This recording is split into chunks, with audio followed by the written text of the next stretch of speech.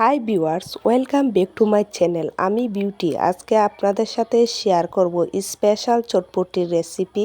আলহামদুলিল্লাহ আমি ভালো আছি, আশা করি আপনারাও সবাই ভালো আছেন।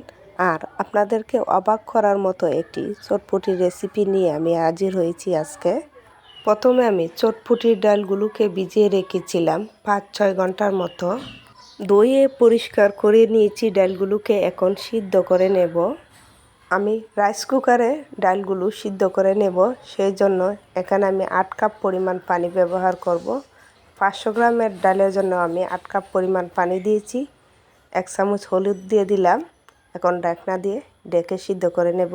আমার চটপটির ডাল সিদ্ধ হয়ে গেছে। এর মধ্যে দিয়ে দিয়েছি 1 কাপ আলু সিদ্ধ, দিয়ে দেব কাঁচামরিচ কুচি, পেঁয়াজ কুচি, শসা কুচি, আরও দিয়ে দেব হাফ চামচ জিরার গুঁড়া, 2 চামচ চটপটির চাট মশলার গুঁড়া, দিয়ে দেব 2 চামচ চিলি ফ্লেক্স।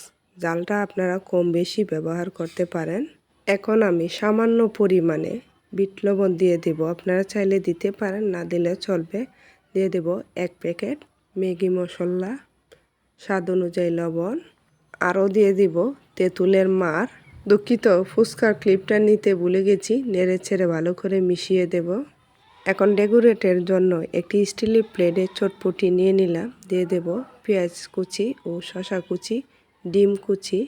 তো বাসায় একবার হলেও এই রেসিপিটি ট্রাই করে দেখবেন, আলহামদুলিল্লাহ অনেক ভালো লাগবে। দিয়ে দিলাম সামান্য পরিমাণে চিলি ফ্লেক্স। আমার স্পেশাল চটপটির রেসিপি তৈরি হয়ে গেছে। আশা করি এই ভিডিওটা আপনাদের সামান্যতম হলেও উপকার আসবে। ধন্যবাদ সবাইকে, ভালো থাকুন।